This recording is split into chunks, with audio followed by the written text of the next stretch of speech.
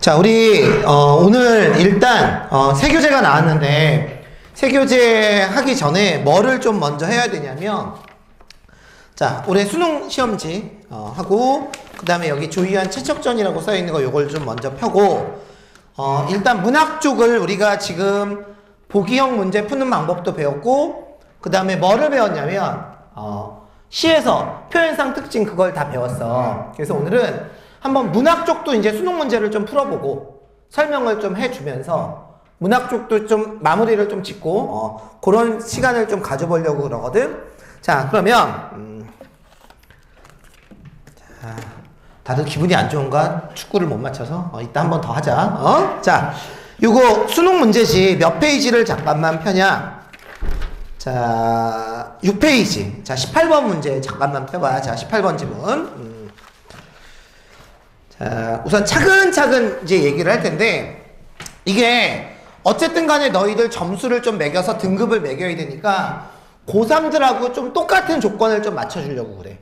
그러니까 이게 무슨 말이냐면, 이번에 EBS에서 이제 너희들 때도 그랬지만 문학 6작품 중에서 3작품이 연계가 됐어.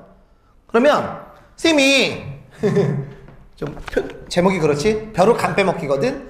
지금 오늘 나눠준 자료가 여기 있는 자료야. 그래서 일단 쌤이 지금서부터 한 15분 정도 일단 여기에 나와 있는 내용 중에서 쌤이 재수생들한테 수업을 했었던, 고3들한테 수업했었던 내용을 좀 가르쳐 줄게. 그러니까 어느 정도 너희들도 시험 볼 때 배경 지식이 있는 상태에서 대신 문제 푸는 시간은 동일하게 줄 거야. 이해 가죠? 오케이? 그런 시간을 여러분 가져보도록 할 테니까, 특히 지금 너희들은 잘 모르겠지만 그 너희들 혹시 알아? 이감, 뭐 바탕, 모의고사, 한수 모의고사, 이제 고3들 모의고사가 나왔는데 드디어 이제 바탕에서 첫 모의고사가 나왔어. 고3들 대상으로. 이제 그것도 이제 쌤이 다다음 주에 이제 나눠줄 텐데, 내신 끝나고 나면 바로 나눠줄 텐데, 시험을 볼 텐데, 거기에서도 이제 최척전 가지고 이제 지문을 내는 것도 있고, 그래서 일단 오늘 수업은 또 수능에는 안 나오겠지만, 무슨 말인지 알겠지? 한번 수능을 풀기 위해서 간단하게 여러 번 얘기를 할게. 자, 제일 먼저, 일단 고전소설 중에서 조희안의 자, 최척전이라는 작품이 나왔어. 자, 프린트 펴. 자, 조희안의 최척전. 자, 프린트 펴고. 자, 어떤 내용인지 일단 간단하게 여러분 얘기를 좀 해줄게. 자, 밑에. 우리 앞으로 문학 수업은 이렇게 진행해 나갈 거야. EBS 작품은. 근데 딱 배우고 나면, 뭐, 최척전 딱 나왔을 때 거의 지문을 안 읽고도 문제를 풀 수 있는, 자, 그런 수준이 돼야 돼. 자, 등장인물을 잠깐만 여러분 읽어봐. 자, 등장인물 잠깐만 읽어보세요. 자, 등장인물 간단하게 읽어보고.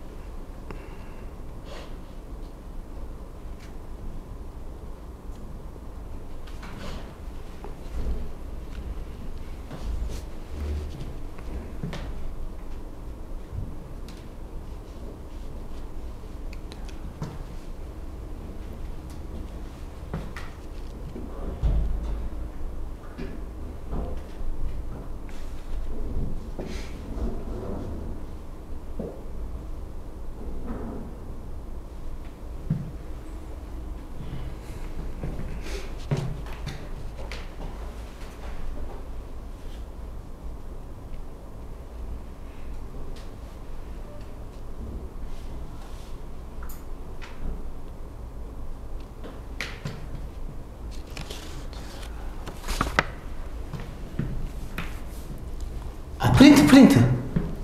승우야, 프린트. 이 프린트 안 받았어. 미안. 여기 등장인물만 읽어봐.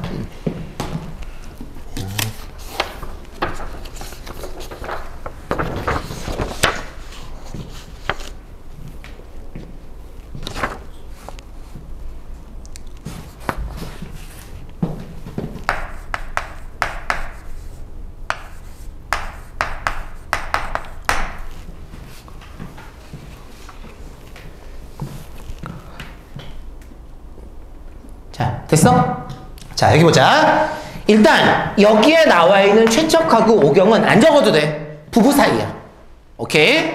자, 부부 사이인데 아들이 둘 있지. 자, 홍상아 늦었어. 요거.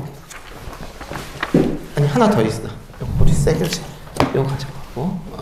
자, 우선 최척하고 오경이 서로 부부 사이거든? 부부 사이인데 둘이 아들을 낳아. 자, 첫 번째 아들이 몽석, 두 번째 아들이 몽선이 되는 거야. 그쵸? 이름을 너무 성의 없게 졌지. 기영, 니은. 세 번째 이름 났으면 뭐 몽선 뭐 이렇게 되겠다. 자, 옛날에 그 라디오에서 그거 있었거든? 자기 이름에 대해서 되게 좀 안 좋은 감정을 가지고 있는. 그래서 이름 쭉 했는데 별사람 다 오는데 한 사람이 자기 이름에 대해서 얘기하는데 너희들 혹시 돌림자 쓰니? 이름에? 돌림자라는 게 뭐냐면 선생님 이름이 최원용이고 우리 형은 최원준이야. 그러니까 이런 식으로 쓰는 걸 돌림자라고 그래. 근데 이 사람이 돌림자가 어때? 6이 어때? 6. 근데 자, 갑. 그래서 큰애를 낳는데 그냥 아빠가 그냥 첫 번째 애라고 그냥 일갑이라고 이름을 줬대. 그럼 둘째 낳았으니까 당연히 이름이 뭐겠어? 이갑이지. 싫어요? 근데 얘가 몇 번째였냐면 6번째였어. 그래서 이름이 뭐야? 육갑이야, 육갑이. 그럼 다른 이름으로 져야 되지 않니? 근데 진짜 이름이 육갑이라고. 하하, 그랬다 그러더라고. 요거 펴고 그 다음에 요거 6페이지 펴봐. 자, 어쨌든 간에 자, 몽석이하고 몽선이를 이제 낳아. 그리고 여기에 나와 있는 이 네 사람은 다 조선 사람이야. 자, 됐지? 그리고 여기에 나와 있는 몽선이가 누구하고 결혼을 하냐면 홍도하고 결혼을 해. 근데 여기에 나와 있는 이 홍도는 우리나라 사람이 아니라 중국 사람이야. 이따가 얘기할게. 그리고 홍도의 아버지가 있어. 누구? 진위경이라는 사람이 있다고. 우리 정확히 1월 말서부터 2월 초서부터 EBS 들어갈 거거든? 그때도 여러분 문학작품은 이렇게 설명할 거야. 그리고 고전소설은 무조건 EBS에서 나와. 내가 간단히 얘기해 줄게. 자, 그런데 거기 이제 또 누가 있냐면 여유문이라는 사람이 있고 돈우라는 사람이 있지. 자, 여유문은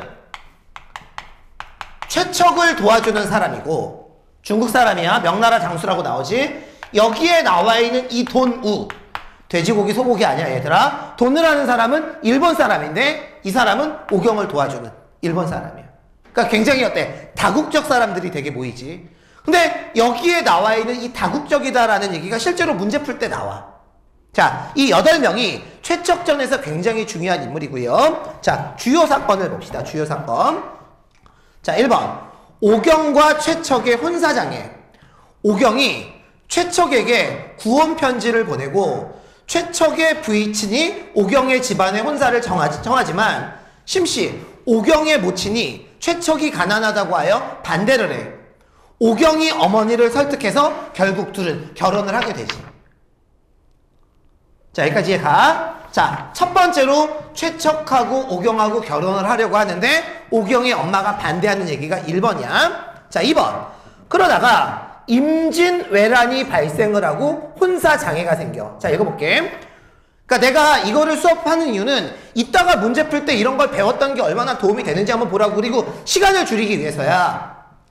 왜구가 쳐들어오자 최척은 의병으로 참전하게 돼. 자, 여기 보자. 최척이 결혼 날짜를 딱 앞두고 제가 의병에 참여할 텐데 대신 결혼식 날까지는 오겠습니다.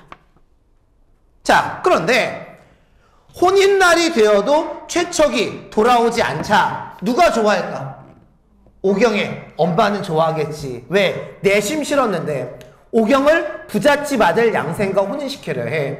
오경이 이에 반대해 자살 쇼를 하고 심씨는 딸의 뜻을 따름. 최척이 결국 돌아오고 둘은 혼인을 하여 몽석을 낳고 행복하게 지내. 자, 됐죠? 그리고 내가 분명히 너희들 선배들한테 뭐라고 얘기했냐면 3번 부분에다 별표를 쳐놓고 3번 부분이 시험에 나올 가능성이 제일 높다 라고 얘기를 했어. 자, 읽어볼게. 정유재란의 발발과 이산의 아픔. 잘 읽어봐. 정유재란이 발발해 남원이 왜구에게 함락되고 최척이 식량을 구하러 간 사이 오경은 왜군의 포로가 되고 최척은 가족들을 찾아 섬진강 일帶을 돌아다니지만 찾지 못해 결국 우연히 명나라 장수 여유문을 만나 중국으로 살게 되고, 오경은 남자 행세를 하고 일본인 도노의 도움으로 살아가. 자, 무슨 말인지 알겠지? 여기 봐. 전쟁이 나서 둘이 헤어지는 거야. 근데 최척은 여유문이라는 사람의 도움으로 명나라에 가서 살고, 오경은 남장을 해. 근데 이 도노라는 사람이 오경이 남자인 줄 알아. 그래서 일본으로 데리고 가서 일본에서 오경을 도와줘. 자, 나머지 읽어볼게. 나머지 가족들은 왜구의 포로로 잡혔다가 탈출해서 남원으로 돌아와 살게 되는 거야. 나머지 가족들이라 하면 아들, 몽석이도 여기에 포함이 돼. 자, 4번. 안남에서의 해우. 자, 그런데 어떻게 만나냐? 안남이 어디냐면 베트남이야. 앞으로 15분만. 자, 베트남. 여유문이 죽고 최척이 신선이 되고자 마음먹었다가 송우라는 사람의 설득으로 상선을 타고 여기저기를 떠돌아다니게 돼. 둘은 안남, 지금 베트남에서 최척의 피리 소리로 우연히 만나게 돼. 자, 이게 무슨 말이냐면 봐봐. 정말 이 소설이 되게 우연적인 소설인데 여기 봐. 최척은 명나라에 있었지. 그 다음에 오경은 어디에 있었어? 아내는 일본에 있었어. 그러다가 우연히 둘이 배를 타고 가다가 어디에서 만나냐면 베트남에서 만나. 근데 이 베트남에서 만나는 과정도 되게 웃긴 게 여기 봐. 자, 배 따로야. 최척이 피리를 불어. 옥피리를. 근데 생각을 해봐. 입에서 들리는 게 저쪽에 들리겠니? 안 들려. 근데 오경이 그 소리를 딱 듣고 갑자기 남편 생각이 나는 거야. 왜? 남편이 피리를 잘 불었거든. 그래서 오경이 시를 읊어. 헌셔 시를 읊었는데 그 시가 옛날에 오경이 최척에게 들려줬던 그런 시야. 그래서 그걸 딱 듣고 저건 우리 와이프밖에 모르는 시인데. 그래서 결국 그 다음날 최척이 오경의 배를 찾아가서 둘이 만나게 돼. 정말 근데 우연적이지. 중국하고 일본에서 있는데 베트남에서 우연히 만난 거야. 자, 읽어볼게요. 여유문이 죽고 최척이 만나게 됨. 시간이 지나 몽선은 홍도와 결혼하게 되고 홍도의 아버지 진희경은 정유재란 때 조선에 파병되었으나 돌아오지 못해. 자, 뒷장 넘겨서. 자, 그럼 이제 최척하고 오경하고 만났지. 만난 거야. 근데 또 헤어져. 이번에는 병자호란이 발발해서 또 이별해. 그리고 또 우연히 만나. 병자호란이 발발하자 최척은 명나로 병사로 참전하나 천국의 포로가 되고 수용소에 갇히는데 그 속에서 조선에서 강옥립을 따라 출전했다가 포로가 된 몽석을 만나는 거야. 또 아들을 우연히 만나. 자, 마지막 6번 가족들의 만남. 최척과 몽석은 청나라 병사, 실제로는 조선 사람의 도움으로 포로 수용소에서 탈출하고 조선으로 오는 도중 최척의 병을 고쳐준 중국인을 만나. 그게 진희경이야. 조선 남원에서 같이 살게 되는데 그 사람은 홍도의 아버지 진희경임. 옥경은 최척이 조선으로 갔을 거라고 믿고 몽선, 홍도와 함께 조선으로 옴. 오경은 오는 도중 몽선과 홍도에게 조선말과 일본말을 가르치고 조선어과 일본말을 모두 준비하여 위기를 해치고 조선에 돌아와. 그리고 결국은 온 식구가 만나 행복하게 되는 거야. 그러니까 이 글의 내용은 뭐냐면 최척하고 오경이 3번 헤어졌다. 3번 만나는 내용. 그 내용으로 진행이 되고 있는 거야. 자, 그러면 이따가 요 내용을 염두에 두고 18번, 21번을 풀 거야. 푸는 건 이제 너희들 몫이야. 자, 뒷장 넘겨봐. 자, 그 다음에 22번에서 26번 지문인데 도산 12곡하고 지수정가하고 겸재의 빛이 있지. 여기서 도산 12곡만 연계야. 자, 그럼 내가 너희들에게 나하고 다는 설명 안 해줘. 도산 12곡만 간단하게 여러분 설명을 해줄게. 자, 여기 보자. 요거는 모의고사로도 되게 잘 나오는 작품이니까 그래도 좀 알아둬. 자, 도산 12곡은 잘 들어. 총 몇 년으로 되어 있을까? 12년으로 되어 있어. 그런데 1곡서부터 1수서부터 6수가 나오면 무조건이야. 자, 주제가 자연친화야. 자, 그 다음에 7수서부터 12수까지가 나오면 얘는 무조건 다 학문수야. 이걸 머릿속에 염두에 둬. 주제가 정해져 있어. 그러면 거기를 딱 봐봐. 몇 수가 출제가 됐니? 1수, 2수, 6수지. 아! 1수, 2수, 6수니까 결국 여기에 나와 있는 이 부분은 주제가 다 뭐야? 자연 친화겠지. 정해져 있는 거야. 자, 그러면 간단하게 여러분 해석을 해줄게. 자, 읽어볼게요. 이런들 어떠하며 저런들 어떠하려. 초야우생. 안 적어도 돼. 그냥 배경식만 알고 나가면 돼. 초야우생이 뭐냐면 자연 속에서 살아가는 어리석은 중생이야. 누구? 바로 자기 자신이야. 자연 속에서 이렇게 살아가는 것이 이렇게 산들 어떠하려. 서리법이야. 지금 이 사람은 자연에 사는 걸 만족하는 거야. 하물며 천석고황. 밑줄 거. 요거는 되게 잘 나오는 말이야, 고전에서. 자, 천석고황은 자연을 사랑하는 마음을 나타내. 요건 적어놔. 자, 천석고황은 자연을 사랑하는 마음이야. 하물며 천석고황을 고쳐서 무엇 하겠는가. 자, 화자가 자연을 사랑하는 마음에 대해서 얘기하고 있는 거야. 자, 그 다음에 또 읽어볼게. 연하. 안개와 노을로 집을 삼고 풍월. 바람과 달로 벗을 삼아. 딱 봐도 어때? 자연 친한 거 알겠지? 태평성대의 병으로 늙어가네. 이 중에 바라는 일은 허물이나 없거나 아무 죄도 짓지 않으면서 그냥 자연 속에서 살고 싶다라는 그런 얘기야. 자, 그 다음 마지막.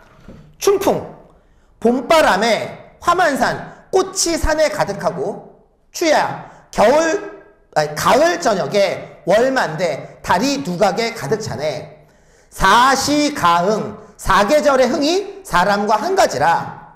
하물며 어약 연비 운영 천광. 그냥 자연이야. 자연의 아름다움이 어찌 끝이 있으리. 이해가지? 자연의 아름다움은 끝이 없다. 이런 뜻으로 해석을 하면 돼. 자, 그래서 일단 좀 이따 22번, 26번 풀 때 내가 가에 대한 설명 간단하게 해줬으니까 요거 염두에 두고 문제 풀면 되고. 자, 뒷장 넘겨봐. 자, 그 다음에 현대소설은 최명희 씨의 쓰러지는 빛이 나왔는데 이거는 연계가 아니야. 내가 너희들 얘기했지? 현대소설은 연계가 안 돼. 그럼 이거는 내가 아무것도 안 가르쳐 줄 거야. 니들이 풀어. 자, 그 다음에 마지막 31번에서 34번 지문반. 자, 가시는 연계가 아니고 뒷장 넘겨. 나시는 연계야. 자, 프린트 요거 펴. 음지의 거 요거. 자, 이것도 시를 보면서 그냥 간단하게 얘기해줄게. 필기하지 마. 자, 나시를 봅시다. 자, 우리는 썩어가는 참나무 때 벌목의 슬픔으로 서 있는 이 땅 폐역의 골짜기에서 서로에게 기댄 채 겨울을 난다. 자, 끊어. 자, 거기 프린트 시상전개 방식 1번 봐봐. 폐역에 있는 참나무 때는 화자의 고통과 시련을 의미하는 거야. 그러니까 쉽게 말하면 얘들아, 벌목이 뭔지 알지? 나무를 벤 거야. 나무가 베어져서 지금 다 쓰러져 있는 그런 상태를 의미하면 돼. 자, 봐봐. 통나무가 이렇게 이제 쓰러져 있는 자, 그런 상태야. 자, 그 다음에 읽어볼게요. 서로에게 기댄 채 겨울을 난다. 그 다음에 읽어볼게. 함께 썩어갈수록 바람은 더 높은 곳에서 우리를 흔들고 이윽고 잠자던 홀씨들 일어나 우리 몸에 뚫렸던 상처마다 뭐가 피어나? 버섯이 피어나는 거지. 자, 여기까지를 끊어. 자, 여기까지가 2, 3의 내용이야. 자, 오른쪽 읽어볼게. 2번. 잠자던 버섯의 홀씨들이 피어나 부정적 상황 속에서 발견한 희망이고 3번. 홀씨들이 소나기처럼 버섯으로 자란 건 희망이 실체화되는 거야. 여기 보자. 자, 이 나무들이 베어가지고 여기 지금 이렇게 다 패인 거야. 이렇게. 집중해. 근데 여기서 이제 뭐가 나기 시작해? 버섯이 나기 시작한 거야. 거기 위에 그림을 봐봐. 이 그림처럼. 이거 네 선배들한테 그대로 보여줬던 그림이야. 자, 됐지? 자, 다시 왼쪽으로 넘어와서 C로 넘어오자. 황홀한 음지의 꽃이여. 황홀한 음지의 꽃이여. 자, 오른쪽 4번 봐봐. 부정적 상황 속에서 발견한 희망에 대한 기쁜 감정. 왜 역설인지는 알겠지? 뭐하고 안 어울려? 황홀한하고 음지는 안 어울릴 테니까. 황홀한 음지의 꽃이여. 우리는 서서히 썩어가지만 너는 소나기처럼 후두둑 피어나 그 고통을 순간에 멈추게 하는구나. 5. 버섯이여. 산비탈에 구르는 낙엽으로도 골짜기를 떠덮는 바람으로도 덮을 길 없는 우리의 몸을 뿌리 없는 너의 도끼로 채우는구나. 자, 그럼 질문. 도끼는 긍정일까 부정일까? 도끼는 시를 보면 야, 생각을 해봐. 도끼는 긍정이야 부정이야? 우리가 알고 있는 건 분명히 어때? 부정일 것 같은데 여기에 나와 있는 이 도끼가 이 죽은 나무의 생명력을 채우는 거야. 그러니까 도끼는 사전적인 의미는 분명히 마이너스일지 모르겠지만 문맥적으로는 어때? 분명히 플러스지. 그래서 오른쪽 5번 봐봐. 화자의 몸을 도끼로 채우는 버섯, 버섯의 생명력을 예찬하고 화자의 상처를 치유해주는 그런 버섯에 대한 얘기가 나오는 거야. 자, 위에 대조적 의미의 시어 이거 눈으로 읽어봐. 긍정적 의미하고 부정적인 의미.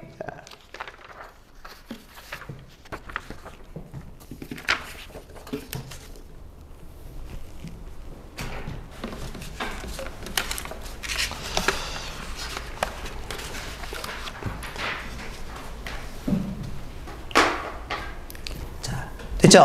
자, 그럼 이제 프린트 집어넣고, 자, 이제 시험지를 펴. 자, 시험지를 펴고. 자, 우리가 저번에, 여기 보자. 독서를 몇 분 줬지? 40분 줬지. 그죠? 자, 너희들, 화작하고 엄매, 동현아. 자, 화작하고 엄매가 보통 13분 정도에 풀어. 그러면 수능이 여러분 70분이니까 몇 분이 남냐면 27분 정도가 남아. 그럼 마킹하는 거 빼고 너희들이 문학에 시간을 투자해야 되는 게 25분 정도야.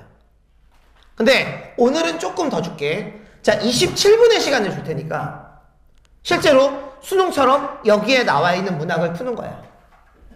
자, 내가 연계 작품을 설명해 준 게 얼마나 도움이 될지에 대해서도 이제 좀 이따 여러분 얘기를 할 텐데, 자, 27분 주고 잠깐만 내가 27분 딱 불러주면 나머지 문제들은 못 푼 건 틀린 걸로 해. 그리고 풀기는 다 풀어줘야 돼. 그래도. 자, 시간 지금서부터 27분 드리도록 하겠습니다. 진짜 시험이야. 자, 시험지에다가 직접 풀도록 하십시오. 자, 자.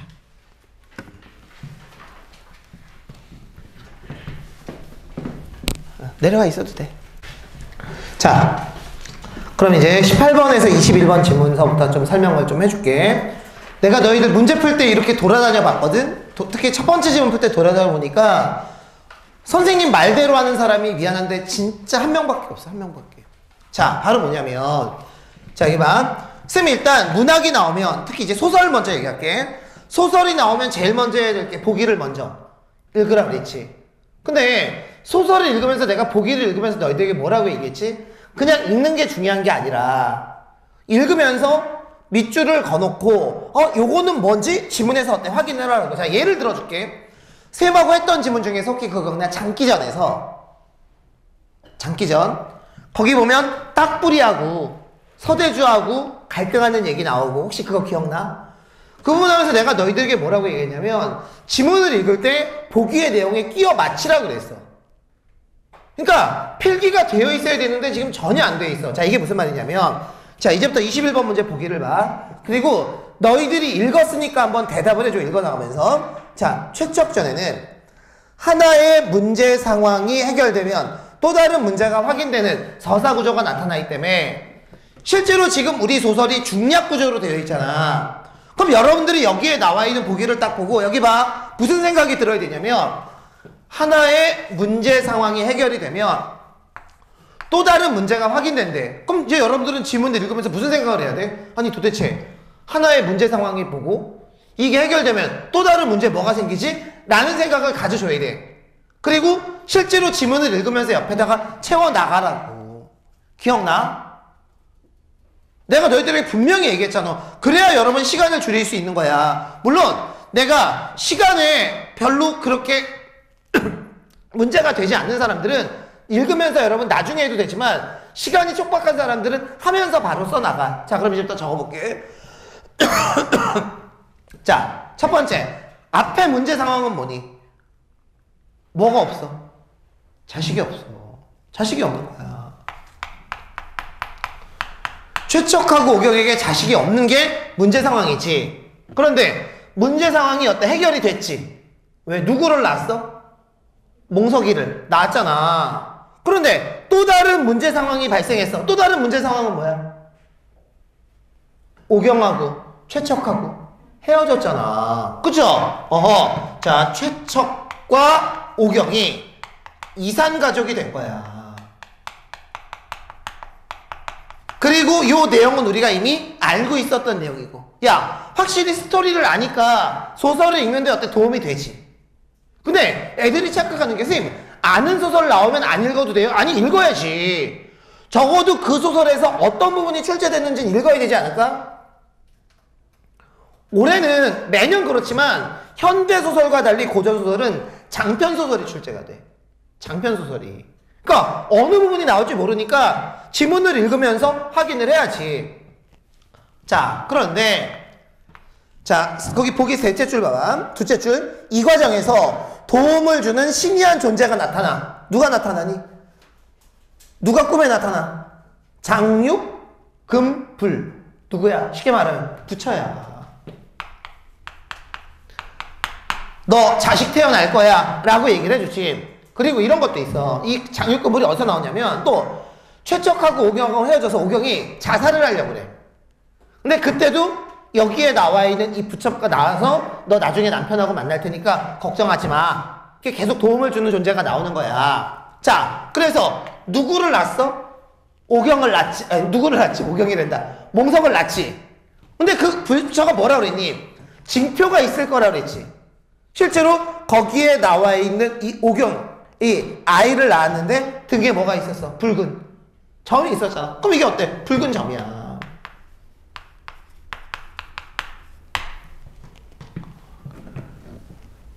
자, 둘째 줄. 이 과정에서 도움을 주는 신이한 존재를 나타나게 하거나 예언의 실현을 보여주는 특이한 증거를 활용하거나 문제 해결의 계기가 되는 소재를 제시해. 자, 문제 해결의 계기가 되는 소재 두 개지. 둘이 만나잖아. 처음에 뭐를 불어? 피리를 불고 그거에 맞춰서 오경이 뭐를? 시를 읽지. 그럼 여기에 나와 있는 얘는 피리 소리하고 시가 되지 않겠냐. 이렇게 하면 실제로 너희들 봐봐. 21번 문제 보기 그냥 읽고 지문을 읽고 1번 답지 풀기 위해서 지문을 또 읽고 그러면 안 돼. 읽으면서 정리를 해 나가는 거야. 자, 그 다음에 마지막 보기. 공간적 배경을 확장했다. 실제로 이 작품의 공간적 배경은 여기 봐. 조선에서 출발을 해서,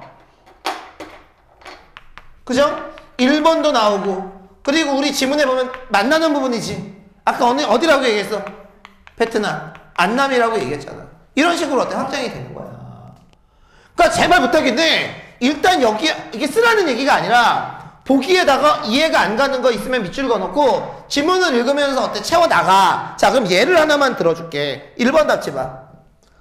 자, 그리고 이제 바로 21번 문제서부터 풀어. 그리고 너희들 나하고 약속한 거 있지. 이런 문제가 나오면 답지를 둘로 끊으라고. 자, 1번 답지 둘로 끊어볼게. 오늘 되게 문화 꼼꼼하게 나갈게. 오경의 꿈에 나타난 만복사의 구처는 오경이 겪고 있는 현실적인 문제를 해결하는 데 도움을 주는 신이한 존재로서 역할을 한다고 할 수 있다. 자, 이 문제 푸는 1번 공식 기억나? 자, 봐봐. 선생님이 답지가 이렇게 둘로 쪼개졌을 때는 1번 공식이 여기에 나와 있는 게 보기에 있어야 되고, 기억납니까? 2번 공식이 뭐야? 앞뒤 논리가 맞아야 되고, 일단 이것만 먼저 써먹어보라고 얘기했잖아. 그러면 1번 답지에서 분명히 오른쪽에 신이한 존재 나와 있지, 보기에. 그리고 신이한 존재는 누구야? 부처잖아. 근데 이거를 1번 답지를 신이한 존재 부처? 지문을 읽으면 안 돼. 이렇게 정리가 되어 있잖아. 그럼 시간이 그만큼 줄어드는 거라고.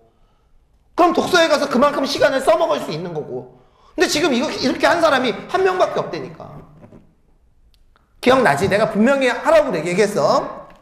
자, 그 다음에 2번 답지 봐. 몽석의 몸에 나타난 붉은 점은 끊어. 사내 아이의 출생과 관련된 예언이 실제로 이루었음을 확인할 수 있는 특이한 증거. 자, 특이한 증거 보기에 있지. 그 다음에 나와 있지. 그러니까 지문을 읽으면서 정리하는 거야. 3번 봐봐. 최척이 일본인 배에 이르러 조선말로 물어보는 것과 고국 사람을 만나려 하는 것은 끊어. 서사 과정에서 공간적 배경을 조선뿐만 아니라 어때? 다른 나라로 확장. 분명히 보기에도 있고 이 얘기잖아. 3번 답지 어때? 분명히 맞지. 자, 4번 답지 봐. 오경이 들은 피리 소리는 끊어. 오경이 최척을 떠올리게 하여 이별의 상황을 해결하는 계기가 되는 소재로 작용하고 있다. 이거 되죠. 됐냐고. 자, 그러면 이 문제의 답이 몇 번이야? 5번이지. 근데 5번 답지는 두 부분으로 안 쪼개져. 네 부분으로 쪼개져. 자, 끊어봐.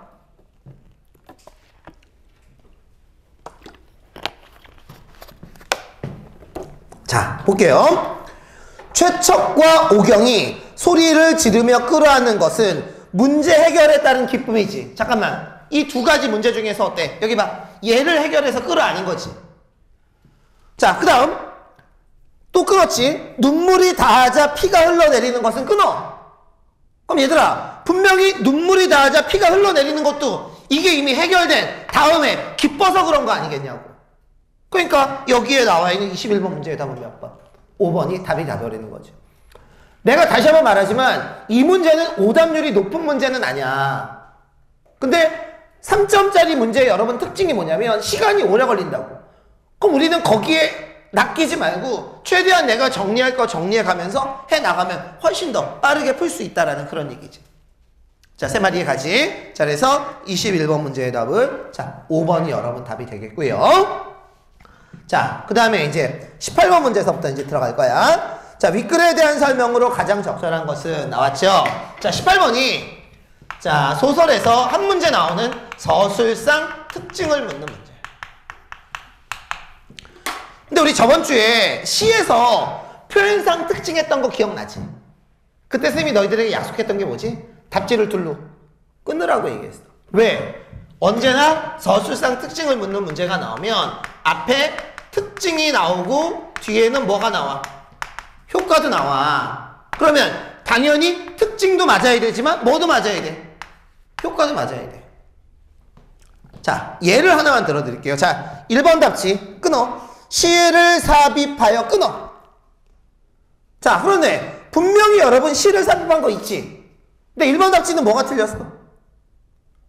인물 간의 갈등이 구체화되는 상황은 없지.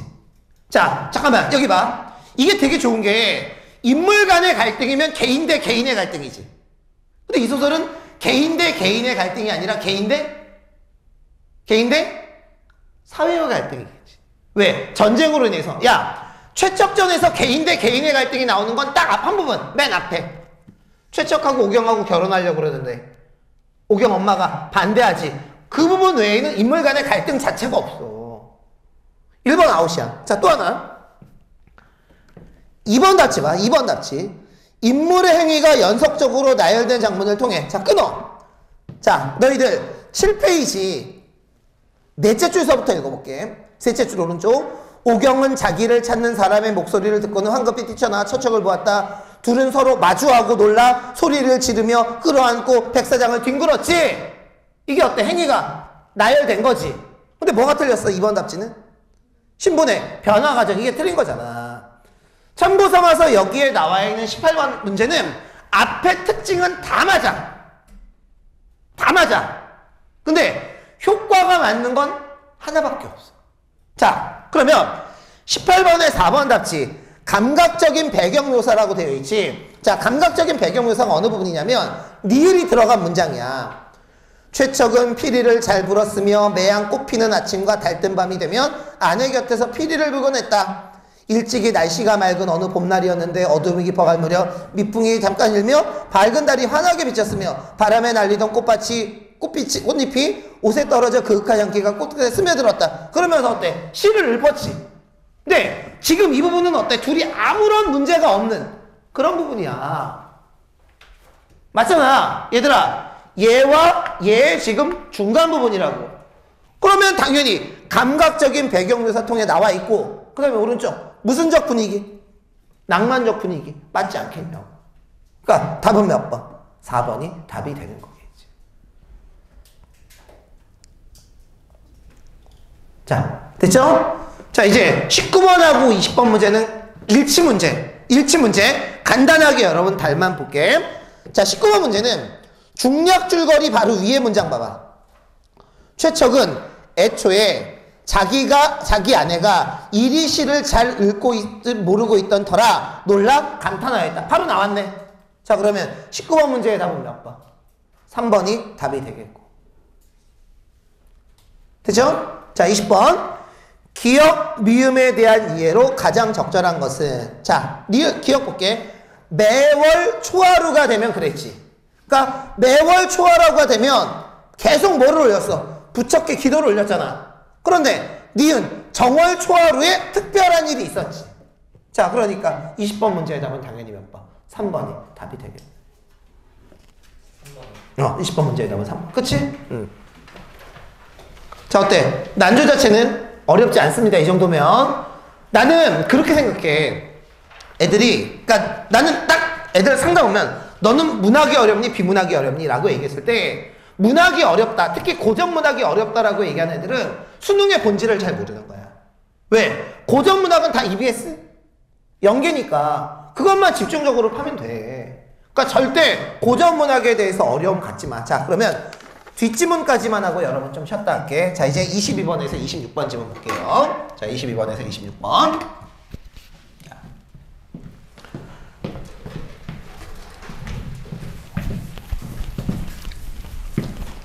자, 요거는 오른쪽에다가 요 얘기를 잠깐만 적을게. 앞으로 모의고사를 볼 때 복합지문이 나오면, 그러니까 이런 식으로 작품 하나가 아니라 2개, 3개가 연계돼서 나오면 너희들이 2가지는 꼭 지켜줘야 돼. 자, 첫 번째는 뭐냐면, 잘 들어. 언제나 문제를 풀 때는 개별 작품 문제에서 복합 작품 문제로 나와. 물론 보기서부터 먼저 읽는 건 마찬가지야.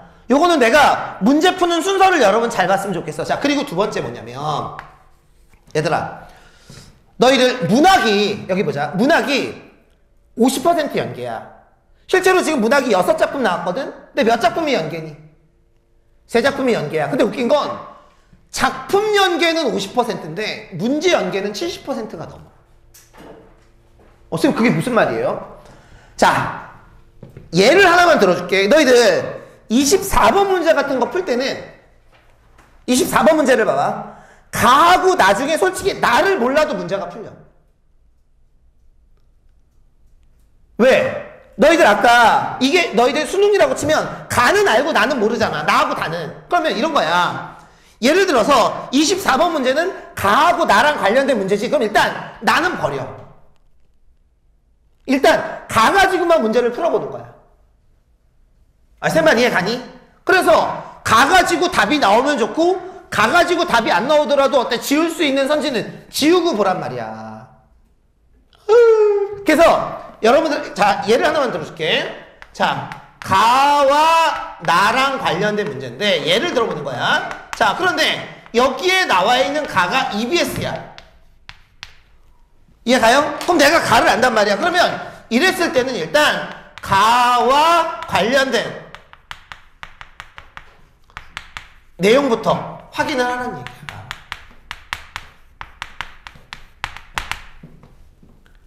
알겠지? 앞으로 요 2가지는 쌤하고 꼭 약속을 해야 돼. 이렇게만 해도 시간 줄어. 분명히. 자, 그러면 이제 요걸 염두에 두고, 자, 봅시다. 자, 이게 시험장이야. 가 알아. 아, 나하고 다 몰라. 그럼 일단 여러분들은, 자, 여기 보자. 문제를 봐. 가랑 관련된 문제는 한 문제도 없지. 나랑 관련된 문제는 한 문제도 없지. 근데 다랑 관련된 문제가 어때? 26번 문제가 있잖아. 그죠? 그럼 일단 여러분들은 몇 번 문제 보기를 먼저 보냐면 24번 문제 보기를 먼저 봐. 자, 24번 문제 보기를 봅시다. 자, 그리고 24번 문제 보기를 보고 24번을 푼 다음에 23번을 푸는 거야. 그리고 하나만 약속해. 22번 문제는 앞으로 맨 마지막에 풀기. 왜? 3개를 다 이해하고 나서 맨 마지막에 푸는 거야. 가나 다니까. 그러니까 문제 푸는 순서대로 여러분 시간을 줄이면 24번 문제 보기를 먼저 읽는 이유는 뭐니? 그러니까 24번 문제를 먼저 푸는 이유는 보기가 있으니까. 아하. 그래서 내가 순서대로 적어줄게. 자, 일단 24번 문제를 먼저 푸는 거야. 자, 보기. 자, 일단 도산 12곡은 알지? 자, 그러면 지수정가. 자, 보기 둘째 줄 찍어. 지수정가에서 강호는 자연에서 생활하면서 자연의 가치를 새롭게 발견할 수 있는 공간으로 나타난다. 끝에서 둘째 줄 밑줄 그어. 지수정가에서는 자연의 구체적인 모습을 묘사하여 자연의 가치를 확인한 화자가 등장을 한다. 아, 그럼 결국 여기에 나와 있는 가는 알고 나는 작가의 주제, 작품의 주제가 자연의 가치를 확인하는 거구나. 자, 이것만 하고, 자, 나 아직 나 안 읽었어. 바로 24번 문제를 가는 거야. 자, 1번 답지. 가의 초야우생은 인간이 지향하는 이치와 자연의 이치가 일치된 공간에 존재하는 화자가 스스로를 이루는 말이군. 어때? 초야우생은 화자가 자기 자신을 일으키는 말. 그럼 분명히 어때? 맞는 거야. 넘어가. 2번은 어때? 나중에 봐. 아, 세 말이 뭔지 알겠어? 2번은 일단 넘겨. 3번. 가의 천석고황은 밑줄 그어. 천석고황. 얘들아, 내가 이거 너희들에게 설명해 줄 때 천석고황은 뭐라고 그랬어? 자연을 사랑하는 마음이니까 플러스야 마이너스야? 플러스지. C는 플러스하고 마이너스로 접근하면 돼. 나중에 할 거야. 이상적 공간에 다다르지 못한 화자의 아쉬움. 그럼 이게 천석고황이야. 마이너스야잖아. 그럼 말이 안 되는 거지. 그럼 답 몇 번? 3번. 그러면 도산 12곡을 딱 알면 이렇게 하고 바로 문제로. 야, 이런 거야. 봐. EBS를 우리가 확실하게 공부해두는 이유는 뭐냐면, 만약 너희들이 이 도산 12곡을 잘 몰랐다면 3번을 답을 찍고 나서도 뭐라 그랬을까? 혹시 모르니까 다음 것들을 보겠지. 근데 내가 너희들에게 설마 도산 12곡 가르쳐줄 때 잘못된 걸 가르쳐주진 않았을 거 아니야? 그럼 쌤한테 제대로 배웠으면 천석고황은 자연을 사랑하는 마음이라고 쌤한테 배웠는데, 그럼 3번 하고 바로 그 다음 문제로 넘어갈 수 있는 거지. 쌤 말이 뭔지 알겠지? 그럼 그만큼 시간이 주는 거야. 그럼 그만큼 독서에 써먹을 수 있는 거고, 시간들을. 자, 일단 24번 문제의 답은 3번이 여러분 답이 되겠고요. 자, 그 다음에 이제 몇 번 문제를 풀어? 23번 문제를 풀어. 얘들아, 23번 문제를 풀 때도 일단은 A랑 관련된 것부터 먼저 확인해. 콜? 근데 아쉽게도 여러분 이 문제는 A랑 관련된 내용은 다 맞아. 그럼 이제 이거의 답은 뭐랑 관련지어서? B랑 관련지어서 어때? 나오겠지. 자, 그러면 자, B랑 관련지어서 자, B 읽어볼게. 옛 길을 새로 내고 작은 연못을 파서 활수를 끌어들여 가는 것을 머물게 하니 뭐를 팠어? 연못을 팠지? 맑은 거울. 자, 얘들아, 맑은 거울은 뭐를 의미하는 걸까? 맑은 호수, 그 표면을 의미하는 거겠지? 티 없이 산 그림자 잠겨있다. 호수에 산 그림자가 잠겨있는 거야. 그러면 23번 문제의 답 5번이 뭐가 틀렸는지 알겠지? 이거는 대상을 관찰하기 전이 아니라 대상을 관찰한 후의 얘기가 나와 있는 거 아니야. 자, 그러니까 23번 문제의 답은 자, 5번이 답이 되겠다. 야, 그런 느낌 안 드니? 수능이 오히려 모의고사 2학년 모의고사보다 문학이 더 쉬운 느낌? 근데 또 그럴 수도 있어. 내가 연계를 설명 안 했으면 좀 어려울 수도 있는데, 근데 문제 자체가 문학은 매년 이렇게 어렵게 안 나와. 내가 그래서 얘기했잖아. 엄매하는 학생들은 문법하고 독서고, 화작하는 친구들은 독서만 진짜 열심히 해두면 된다고. 자, 그 다음에 자, 그럼 이제 가랑 나랑 관련된 거 23번, 24번을 풀었고, 그 다음에 25번 문제는 나랑 다랑 관련된 문제고 26번 문제는 다랑 관련된 문제인데, 아무래도 C는 다의 맨 마지막에 있으니까 25번, 26번 순서대로 푸는 게 더 낫지 않을까? 라는 생각이 들어. 자, 그럼 25번 바로 들어갈게요. 순서 잘 봐. 자, 기역과 니은을 이해한 내용으로 자, 적절한 것은, 자, 그럼 일단 기역 봐봐. 기역. 자, 작은 정자 붙여 세워. 자, 그럼 질문. 여기에 나와 있는 작은 정자는 긍정이니 부정이니? 긍정이지. 왜? 작은 정자를 만들어서 거기에서 뭐를 보고 있어? 아름다운 자연을 보고 있잖아. 자, 그럼 연습. 25번에 기역과 관련된 건 2개밖에 없어. 답지 2개 골라. 25번에 기억과 관련된 선지. 내가 작은 정자를 만들어서 거기에서 자연을 감상하는 거야. 그러면 가랑 기억만 관련돼도 세 개의 답지가 지워지지 않니? 첫 번째는 뭐? 자, 1번 답지는 어때? 그럴 수 있지. 정자는 내가 만든 거니까. 아, 이해가? 자, 2번 답지는 어때? 명예를 실현하려는 의지. 이건 자연 친화적이야. 2번 아웃. 자, 9번. 기억은 화자에게 만족하면서 머무르는 삶. 자연 친화적이니까 어때? 안분지족 당연히 맞겠지. 자, 4번 답지. 기억은 화자에게 일상적인 유용성. 얘들아, 여기 봐. 일상적인 유용성은 뭘까? 일상생활에 필요한 거야. 근데 이거는 일상적인 유용성이 아니라 단순히 자연을 감상하기 위한. 얘들아, 일상적의 반대가 이런 말 들어봤지? 탈속적. 속세를 벗어난 거야. 자연 친화. 그럼 어때? 4번 답지 아웃이고.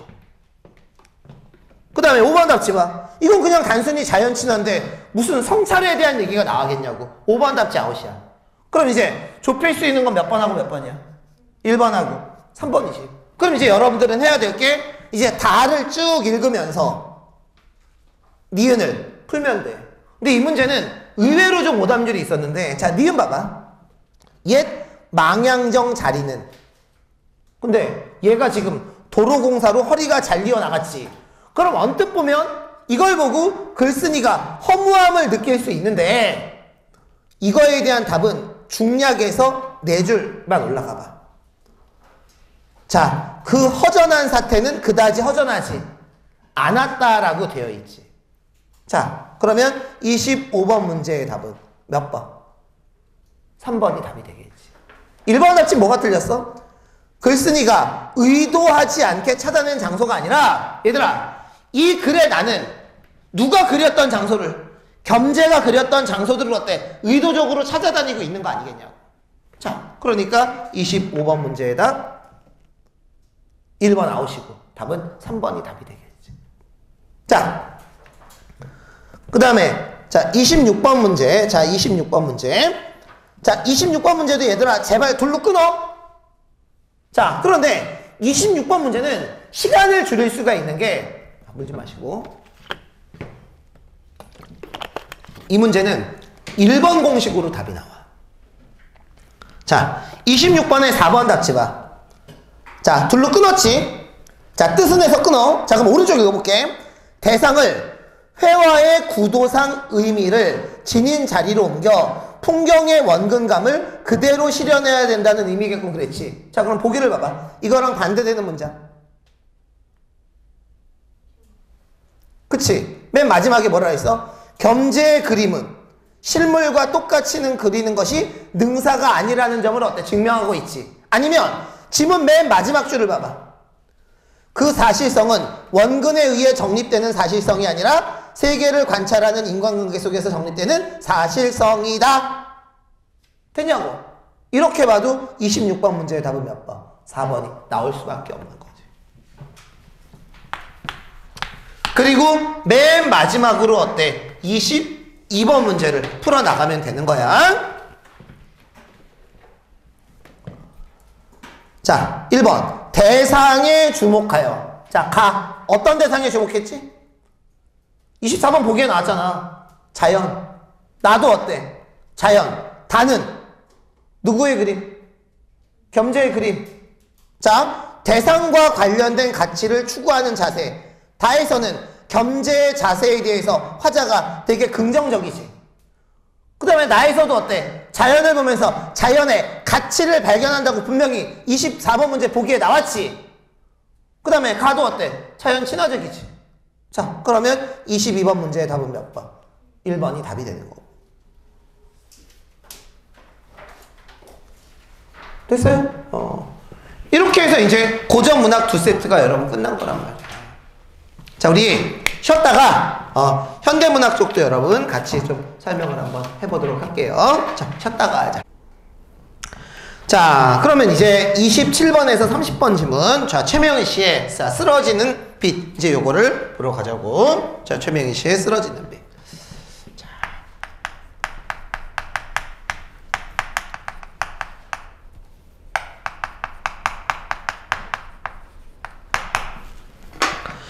오히려 수능에서도 현대소설 쪽이 조금 오답률이 높지는 않았지만 좀 있었거든. 그 이유가 뭐냐면 현대소설은 일단 아는 게 하나도 없으니까.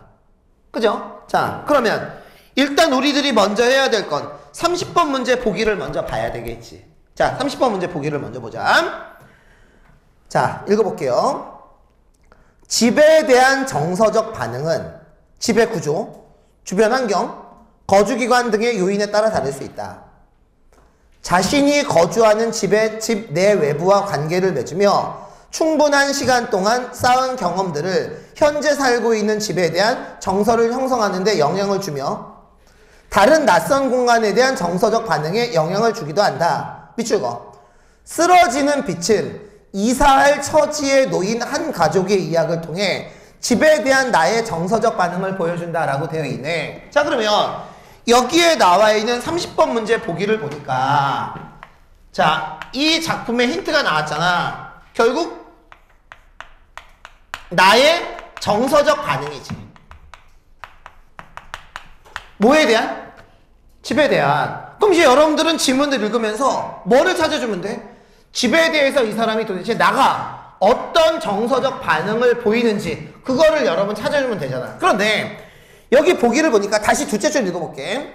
자신이 거주하는 집에 내외부의 관계를 맺으며 충분한 시간 동안 쌓은 경험들을 현재 살고 있는 집에 대한 정서를 형성하는 데 영향을 주며, 그러면 일단 여기에 나와 있는 정서적 반응이 첫 번째, 현재 살고 있는 집이 있지. 그렇잖아. 그 다음에 뭐라고 나와? 다른 낯선 공간에 대한 정서적 반응이라고 되어 있는데, 근데 지금 밑줄 칠 부분을 보니까 어때? 이사할 처지라며. 그럼 당연히 여기 봐. 낯선 공간은 어떤 집? 자기가 이사할 집이 될 거 아니겠냐. 그럼 이제 여러분들은 지문을 읽으면서 여기에 나와 있는 현재 살고 있는 집에 대해서는 얘가 어떤 정서적 반응을 보이고 있고, 그죠? 낯선 집에 대해선 어떤, 그러니까 이사갈 집에 대해선 어떤 정서적 반응을 보이고 있는지 그냥 간단하게 적으면 되는 거야. 자, 그러면 자, 할게. 여기에 나와 있는 현재 살고 있는 집은 어디에 있냐면 천변에 있지. 물가에 있는 거야. 개천 옆에. 개천 옆에 있는데 마당도 있고, 마당에 무슨 나무도 있어? 오동나무도 있잖아. 자, 그러면 여기에 나와 있는 적어도, 아니 멋있게 안 써도 돼. 현재 살고 있는 집에 대해서는 얘는 분명히 어때? 애착, 만족을 갖고 있는 거잖아.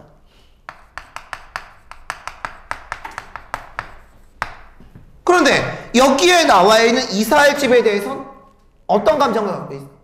이사 가기가 싫어. 소음도 많고. 아니 맞잖아. 그럼 여기에 나와 있는 이사할 집에 대해서는 어때? 애착, 만족이 아니라 거부감. 자, 그럼 이렇게 하고 나면 이 문제는 30번 문제는 그냥 끝이야. 자, 1번 답지 봐. 내가 천변집에 살면서 추억을 형성해온 시간들은 끊어. 이사할 처지에 놓인 현재의 상황을 불편하게 여기는 요인이 될 수 있다. 어때? 맞지? 아니 맞잖아. 자, 2번 답지 봐. 집을 고치던 경험을 바탕으로 구조가 천박한 집의 여건을 살펴보는 것에서, 얘들아, 구조가 천박한 집은 현재 사는 집이야? 이사할 집이야? 이사할 집이지. 자, 그럼 이사할 집에 대해서 거주 환경의 변화에 적응하여 낯선 공간에 친숙해고자 하는 나의 생각. 그럼 얘들아, 어때? 이거랑 반대지. 이해가요? 얘는 분명히 낯선 공간이 싫고 이사갈 집이 싫은데 그거랑 뭔 거기서 무슨 그거랑 친해지려고 하는 그런 기대감 같은 게 있겠냐고. 자, 그래서 30번 문제의 답은 2번이 여러 번 답이 되는 거. 지울게.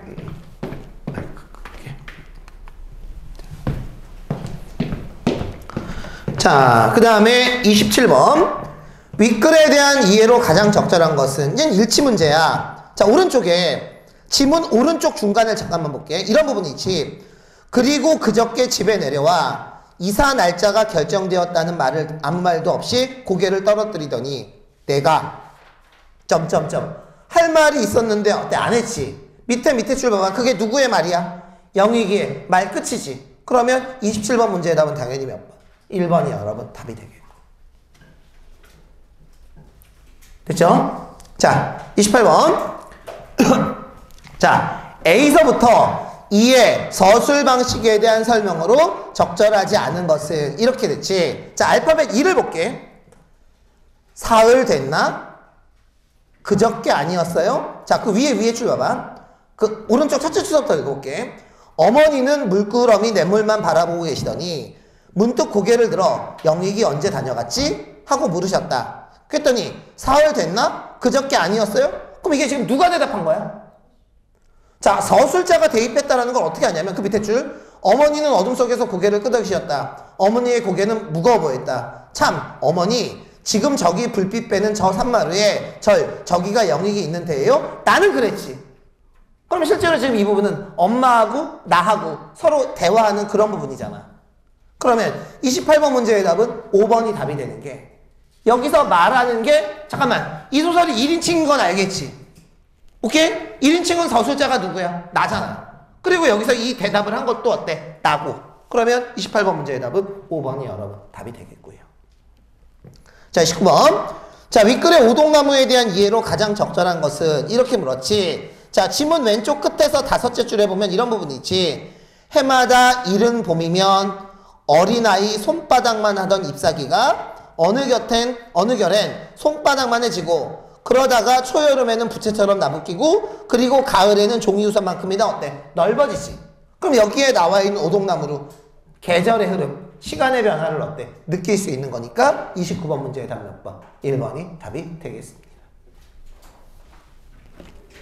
자, 얘들아 이게 되게 너희들에겐 진짜 좋은 게 수능에서는 이제 더 이상 한자성어가 안 나와. 예전에 여러분 한자성어 문제가 나왔었어. 그래서 나는 학교 내신에서 한자성어 이렇게 내는 거 보면 솔직히 좀 되게 그래. 수능에도 안 나오는데 우리가 그걸 왜 외워? 그리고 얘들아 이 근처 학원에도 한자성어 외우게 하는 학원들이 있어요. 얘들아. 수능 때 절대 그럴 필요 없고 그 다음에 속담 같은 경우도 여러분 이제 수능에서 완전히 안 나오고 딱 소설은 정해져 있지 않았니? 소설을 읽으면서 여러분들이 무슨 느낌이 들어야 되냐면 소설은 서술상 특징, 보기 문제 외에는 다 일치 문제야. 일치 문제. 그래서 소설 같은 경우는 줄거리를 알면 훨씬 더 좋은 거지. 오케이? 자, 그럼 이제 마지막 현대시. 자, 들어가 보도록 할게요. 자, 31번에서 34번. 자, 시험장에 들어갔어. 자, 우리는 가하고 나중에 뭐는 알아? 나는 아는 거야. 자, 가는 몰라. 그리고 문제를 다 보자. 문제를 쓱 보니까 31번 가와 나의 공통점, 32번은 가랑 관련된 문제, 33번은 나랑 관련된 문제, 34번은 가와 나랑 관련된 문제. 근데 여러분들의 여기서 좀 부탁할게. 이런 건 어떻게 풀어야 되면 일단 34번 문제 보기를 먼저 읽어야 돼. 34번 보기를 읽고 문제를 풀 때는 32, 33을 먼저 풀어. 근데 왜 34번 문제 보기를 먼저 읽을까? 어쨌든 가시를 모르니까 가에 대한 힌트를 잡아 내야 되잖아. 힌트를 잡고 32번 문제서부터 푸는 거라고. 자, 이해 갔지? 자, 그러면 이제부터 34번 문제 보기를 먼저 읽을게요. 생명현상을 제재로 삼은 시는 대체로 생명체들의 풍요로움을 감각적으로 형상화하거나 생명파괴 현실을 극복하는 모습을 형상화한다. 밑줄 거. 가는 만물의 조화로운 성장과 충만한 생명력에 자족하는 태도를 여기까지만. 자, 자족이 뭐지? 만족이지. 자,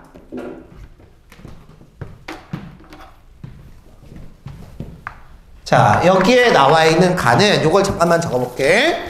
자, 밑줄 거 너희들은 자, 만물의 조화로운 성장과 충만한 생명력에 만족하는 거고, 그 다음에 나에 대해서는 안 읽어도 돼. 왜? 나시는 알잖아. 자, 그 다음에 끝에서 넷째 줄 읽어볼게. 이러한 두 양상은 표면적으로 드러난 생명의 모습에서는 차이를 보이지만 생명체들이 어우러져 살아가는 모습을 보여준다는 점에서, 얘들아 우리 아까 나이덕시의 음지의 꽃은 나무가 죽었는데 거기에 뭐가 피어나? 버섯이 피어나니까 지금 이 부분에서 생명체들이 어우러졌다라는 건 나무하고 버섯이 어우러진 걸 얘기한 거겠지. 이해가요?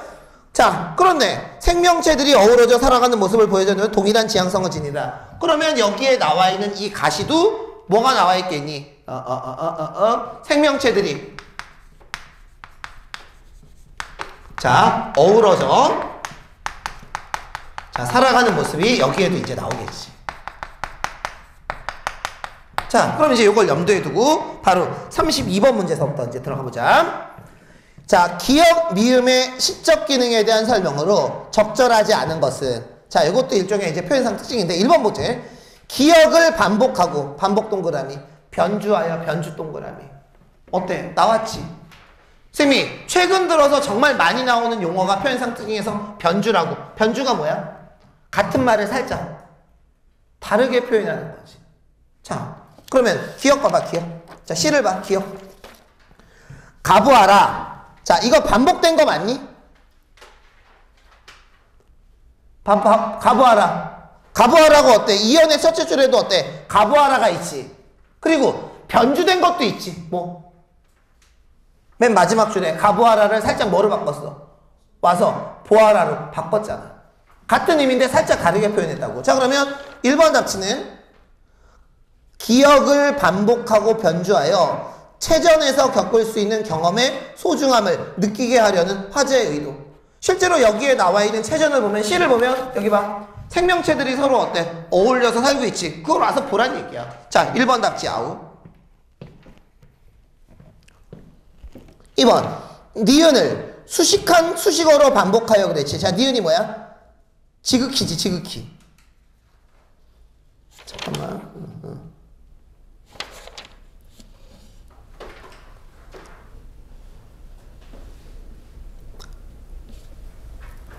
자, 지극히가 니은에서도 반복되고 끝에서 둘째 줄에서도 어때? 반복됐지. 자, 그럼 이제부터 질문을 여러 번 던질게. 여기 봐. 이 문제 풀면서. 자, 지극히 다음에 어떤 말이 있냐면 범속한 것이라는 말이 있어. 자, 그러면 여기에 나와 있는 이 범속한 것은 요거 잠깐만 흐름. 평범하고 속된 것이야. 자, 속된 것이라는 건 그냥 우리가 흔히 볼 수 있는 거.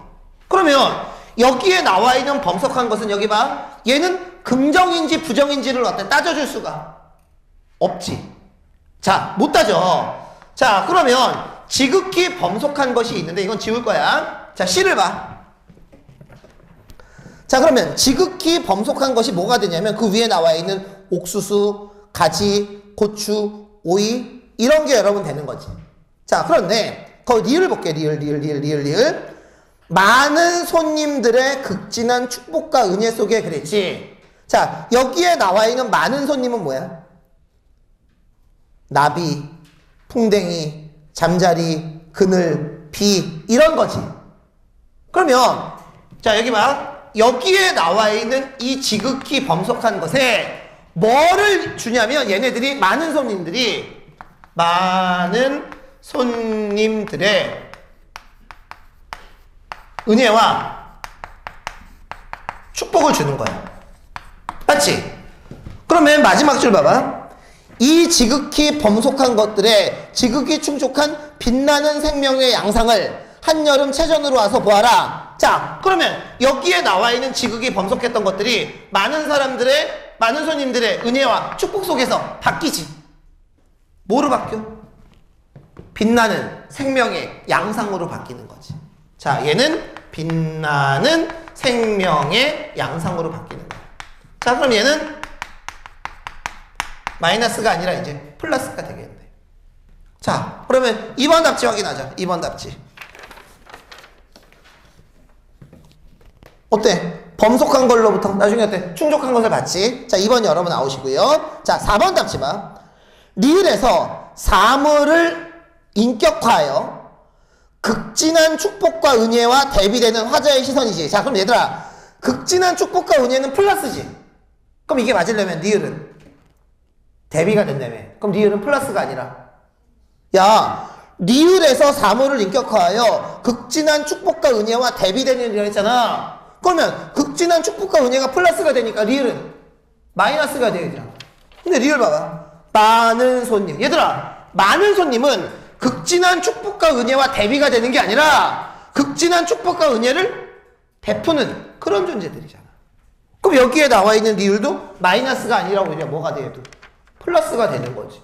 자, 그러니까 32번 문제의 답은 몇 번? 4번이 답이 되는 겁니다. 자, 됐어? 자, 그 다음 33번. 자, A와 F에 대한 이해로 가장 적절한 것은, 그러니까 이런 문제를 풀 때는 1분도 걸리면 안 돼. 자, 거기 B를 봅시다. B. 함께 썩어갈수록 바람은 더 높은 곳에서 우리를 흔들고, 맞지? 그럼 여기에 나와 있는 나무들이 어때? 흔들리지? 이윽고 잠자던 홀씨들 일어나 우리 몸에 뚫렸던 상처마다 버섯이 피어난다 그랬지. 그러니까 어때? 우리 몸이 흔들리니까 잠자던 홀씨들이 어때? 일어난 거지. 자, 이 문제 좀 어려워. 말이 33번 문제의 답은 당연히 어때? 2번이 답이 되겠지. 자, 그리고 자, 시간 줄이자. 쌤이 34번 문제 풀 때는 가하고 나중에 뭐는 확실하게 아니까. 나는 아니까. 그럼 나를 가지고 문제를 푸는 거야. 일단 가는 신경 쓰지 마. 자, 1번 답지. 나의 겨울은 생명 파괴의 현실을 이겨내는 시간적 배경 어때? 야, 겨울에 벌목이 됐지. 근데 그 나무들이 어때? 서로 기댄 채 지금 살아나가고 있는 거 아니야? 1번은 분명히 맞네. 2번. 나의 골짜기는 인간의 욕망이 투영된 장소. 폐역의 골짜기는 긍정이 아니라 어때? 부정이지. 왜? 인간이 나무들을 어때? 패버린 거야. 2번 아웃. 3번. 나의 홀씨는 저거 밑에다. 얘 긍정이야 부정이야? 쌤하고 분명히 수업 시간에도 했었고, 아까 여기서 뭐랬어? 홀씨들 일어나 우리 몸에 뚫렸던 상처마다 버섯이 피어난다며. 홀씨들이 일어났기 때문에 버섯이 피어났겠지. 그럼 여기에 나와 있는 홀씨는 부정이 아니라 어때? 긍정이지. 그럼 답은 몇 번? 3번이 그냥 나오게 되는 거야. 그럼 확실히 시간 줄지 않게 돼. 우리 막말로 고전시가 여기 34번 문제하고 고전시가에서 나왔던 24번 문제하고 두 문제만 이렇게 아는 작품 가지고 문제 풀어도 시간을 한참 줄일 수 있어. 그렇잖아. 다만 1, 3분이라도 줄여. 그럼 비문학 가서 한두 문제라도 더 푼단 말이야. 자, 그래서 34번 문제의 답은 3번이 답이 되겠죠. 그러면 이제 우리들은 31번 문제를 봐야 되는데 1번 답지 봐. 사물의 모습에 대한 긍정적 인식을 바탕으로. 가는 확실히 긍정이지. 나도 어때? 나무에, 죽은 나무에 버섯이 피어나는 걸 긍정으로 보고 있지. 그리고 중심체제에 대한 예찬적 태도. 나는 버섯에 대한 예찬적 태도. 가도 이런 것들에 대한 예찬적 태도 드러나지. 답은 몇 번? 1번이 답이 되겠네. 자, 마찬가지로 여기 봐. 문학도 38점이 만점이야. 자, 자기 점수. 또 문학도 여러분 적어놔. 이 앞에다가 너희들 독서 적어놨을 거야. 여기에다가 문학도 여러분 한번 좀 적어놔.